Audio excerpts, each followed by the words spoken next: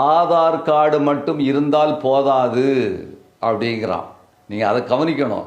எல்லாரும் நினச்சிட்டு இருக்காங்க என்கிட்ட ஆதார் கார்டு இருக்குங்காங்க, என்கிட்ட ரேஷன் கார்டு இருக்குங்காங்க. இது ஒன்றும் வேலைக்கு ஆகாது. அவன் சொல்கிற 11 டாக்குமெண்ட்டில் இதெல்லாம் வரல. ஆதார் கார்டு குடியுரிமை, நான் இந்த நாட்டில் உள்ள குடிமகனா இல்லையா என்பதை சொல்வதற்கான ஆவணம் இது இல்லைங்கிறான்.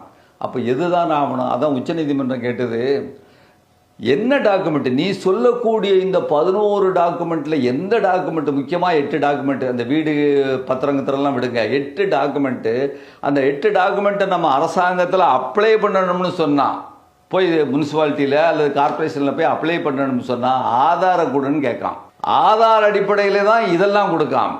ஆனால் அடிப்படையில் இந்த ஆதாரே குடிமகனுக்கான அந்த ஒரு அடிப்படை ஆவணம் இல்லை என்று சொன்னால் அதெல்லாம் எப்படி ஆகும்?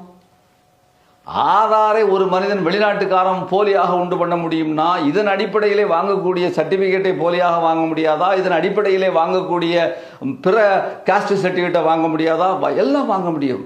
அப்போ அடிப்படையான ஆவணம் ஆதார் கார்டு அது இன்று ஒரு எக்ஸ்ட்ரா டாக்குமெண்ட்டாக 12வது டாக்குமெண்ட்டாக இருக்குது. அது மட்டும் போதாது. அது இருந்தால் இன்னும் ஏதாவது ஒரு டாக்குமெண்ட்டை நீங்கள் கொடுக்கணும். அதுதான் இன்றைய தினம் வரை வந்திருக்கக்கூடிய ஒரு செய்தி. அது சம்பந்தமாக ஒரு தெளிவில்லை. பீகாருக்கு தெளிவாக இருந்தது, இன்னைக்கு நமக்கு தெளிவில்லை.